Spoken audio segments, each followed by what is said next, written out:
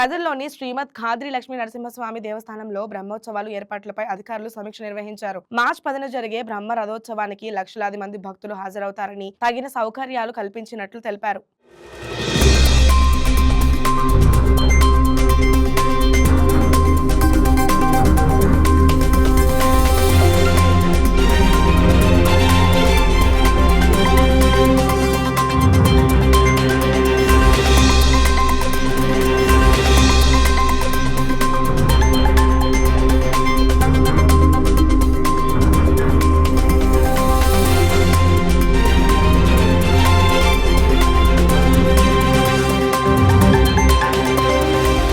So ఈ సంవత్సరం కూడా మనకి దాదాపు 4 days అంటే 28 కళ్యాణోత్సవం, బ్రహ్మ గరుడ సేవ 4/3/2026, మోహిని ఉత్సవం 7/3/2026, తర్వాత బ్రహ్మరథోత్సవం very important.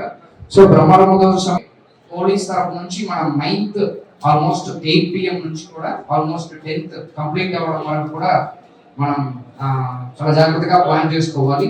So 2.5 lakhs to 3 lakhs around crowd expect చేస్తున్నాము. ఖాద్రి లక్ష్మీ నరసింహస్వామి వారి బ్రహ్మోత్సవాలు నాకు తెలిసి పర్యవేక్షణ కోసం జిల్లా కలెక్టర్ గారు, ఎస్పీ గారు సమావేశాన్ని నిర్వహించుకోవడం మొదటిసారి.